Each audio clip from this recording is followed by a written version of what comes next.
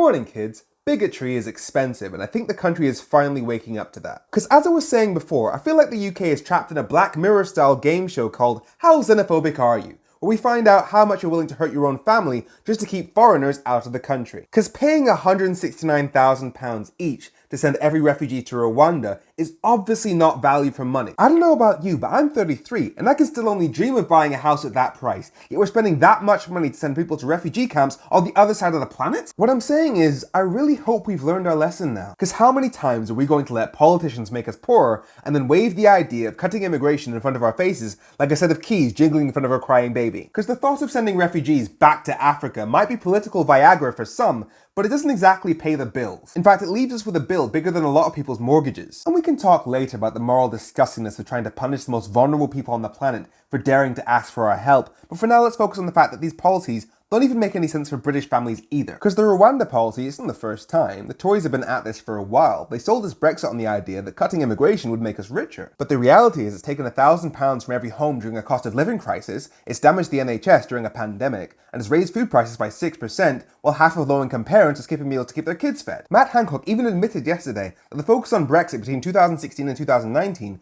meant we didn't act on all the warnings we had that we weren't prepared for a pandemic. I take full responsibility for the fact that in the face of Brexit and the threats that a disorganised Brexit could do, we took, the resources were moved across the department to focus on that threat, including away from pandemic preparedness planning. So literal poverty and death is the price that the Tories are making us pay in the name of cutting immigration. So how do they keep getting away with this? During the years when the Brexit chaos was mostly contained within Westminster, before it spilled out to the rest of the country, I spoke to a community organiser in Sunderland called Stephen France. And he opened my eyes about why people in the North voted Leave, why people were so frustrated with the political system, and honestly so much of what I say is inspired by him. The Brexit problem can still be traced back to the lack of investment from the 80s, with Margaret Thatcher. Yep. This has been a build-up, and you can trace it all the way back for the last 30 or 40 years of decline in the area. And that's another reason why these people up here are so frustrated. And you get other groups who come here on purpose. I don't know if you know groups I'm talking about.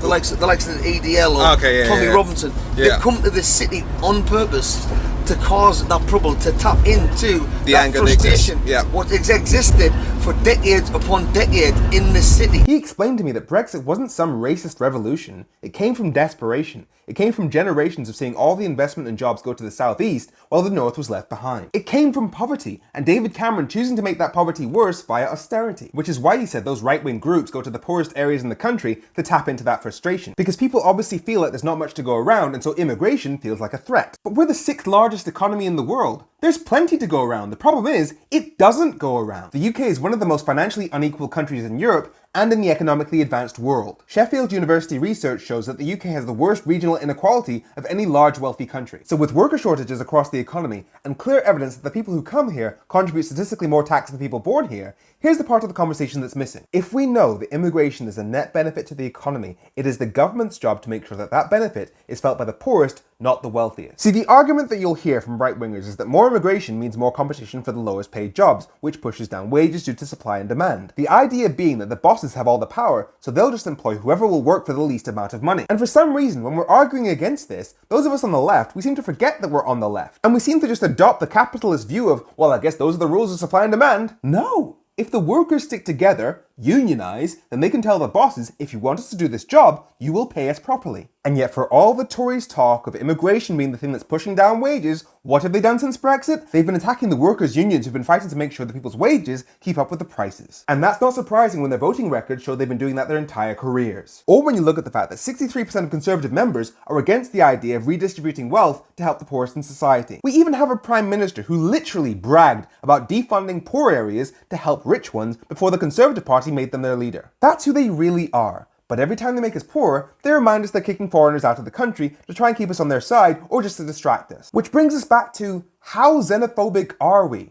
Do we really hate foreigners more than we love ourselves? Does spending £169,000 to punish war victims make us forget all about our hungry kids? Or are we going to stop falling for this crap? Have a great week.